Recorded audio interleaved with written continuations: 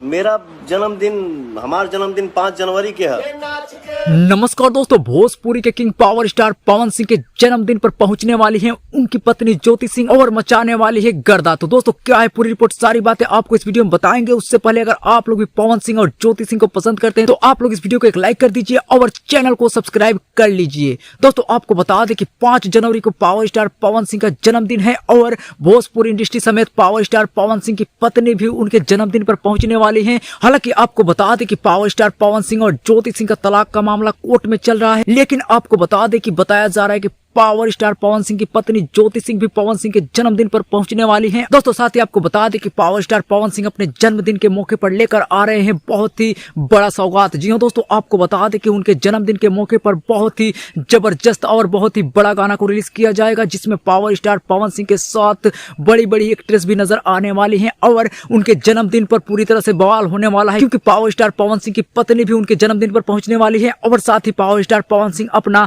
बहुत ही बड़ा गाना लेकर आ रहे हैं, जो कि 2023 का सबसे बड़ा गाना होने वाला है और पावर स्टार पवन सिंह का 2023 का पहला गाना।